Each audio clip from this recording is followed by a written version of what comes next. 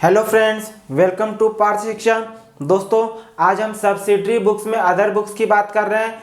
क्या other than क्यों? क्योंकि हम सब्सिडरी बुक में कैश बुक की बात ऑलरेडी कर चुके हैं और अदर बुक्स में भी आज लेक्चर 2 है। अदर बुक्स में परचेज बुक की हम बात ऑलरेडी कर चुके हैं, जिसमें हम उधार में गुड्स को खरीदते हैं तो उसकी ट्रांजैक्शन को हमें को रिकॉर्ड करना है। आज हम बात करेंगे सेल्स बुक में, सेल्स बुक की, जिसमें हम अगर क्रेडिट में गुड्स को सेल करते हैं तो उसको यहाँ रिकॉर्ड करेंगे। सिर्फ और सिर्फ ध्यान देने की बात है कि अगर हम उधार में किसी को भी गुड्स सेल करते हैं तो वो इस सेल्स बुक में रिकॉर्ड होगा। फॉर्मेट बिल्कुल सेम वैसे ही है जैसे कि परचेज बुक का था। Date, particulars, invoice number, ledger folio, details, rupees. Invoice number, ledger folio हमेशा खाली रहेगा। अगर कभी क्वेश्चन में, जैसे पिछले क्वेश्चन में इनवॉइस नंबर गिवन था तो हम इनवॉइस नंबर लिखेंगे, अदरवाइज ये दोनों को ब्लैंक छोड़ना है। तो जल्दी से हम क्वेश्चन नंबर 2 देखते हैं। Prepare sales book from the following transaction of Mohan traders dealing in furniture. अब ध्यान देने की बात है कि यहाँ पे मोहन ट्रेडर जो है वो डीलिंग फर्नीचर में डील करता है। इसका मतलब यहाँ पे फर्नीचर उसके लिए गुड्स है, ना कि एसेट्स है। मैं बार बार बता चुका हूँ कि जिस चीज में आप बिजनेस डील करते हैं, यानी जिस चीज का आपका ऑपरेशन है, यानी कि जिस चीज में आप बिजनेस ऑपरेट करते हैं, वो आपके लिए गुड्स होता है।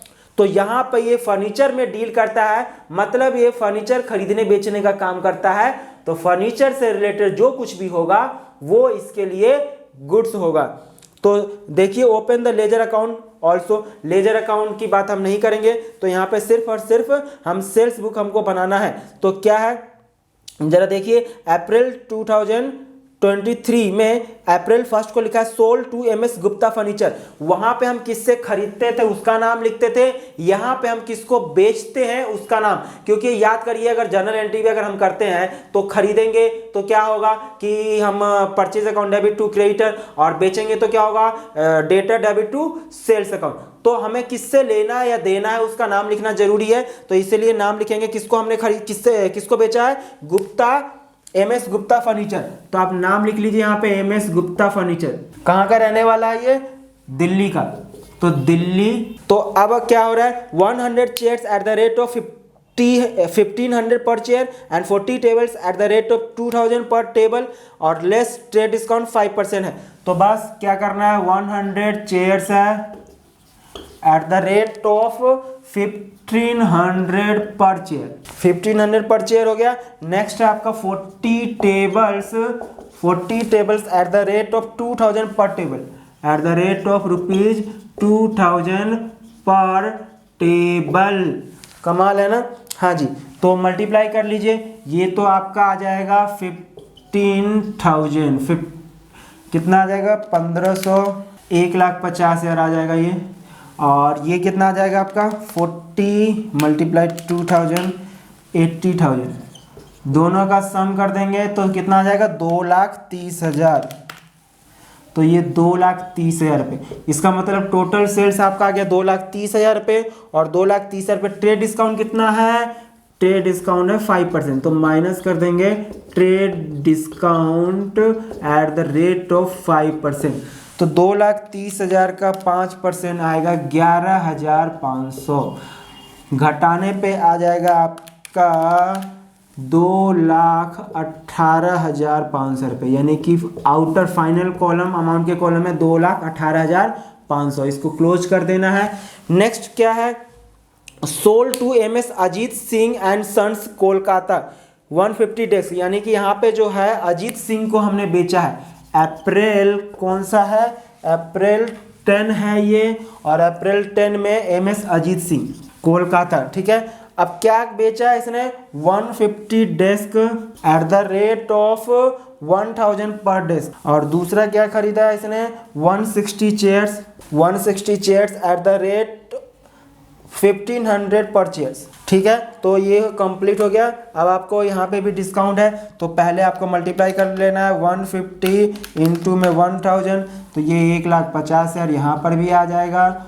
और आपका 1500 मल्टीप्लाई करना है 160, तो ये आ जाएगा 2,40,000।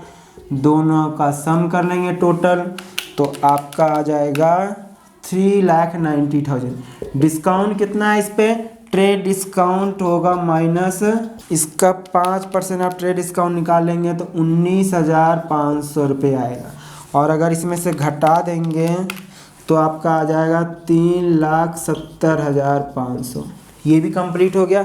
हाँ सर, ये भी कंप्लीट हो गया। लास्ट है इसमें का, अप्रैल 15 को sold to MS ideal furniture house Darjeeling. ठीक है, तो पूरा लिख लेते हैं। अप्रैल 15, इसको क्लोज करना है, आप लिखिए पूरा नाम दार्जिलिंग। ठीक है ना, MS ideal furniture house Darjeeling हो गया। क्या क्या खरीदा गया है? 10 sofa set, 10 sofa sets at the rate of 75,000 each. Next है आपका 5 almirahs at the rate of कितना है? 3,000 ईच। नेक्स्ट है आपका 25 round tables at the rate of कितना है आपका? 4,000 ईच। तो क्या करना है, इसमें मल्टीप्लाई कर लेना है। इसमें भी ट्रेड डिस्काउंट है 10%। तो सबसे पहले ये तो आपका आ जाएगा 75 इंटू 1 10, यानी कि 7,50,000। नेक्स्ट है आपका 3,000 मल्टीप्लाई करना है 5, तो ये आ जाएगा 15,000 रुपया। और लास्ट है आपका 25 आपने राउंड टेबल ख़रीदा है, 4,000 रुपये का एक है, तो ये 1,00,000 रुपये आ गया। तो टोटल अगर मैं इसका करूं तो कितना आ जाएगा? ये आपका 15 + 750, तो ये 8,65,000।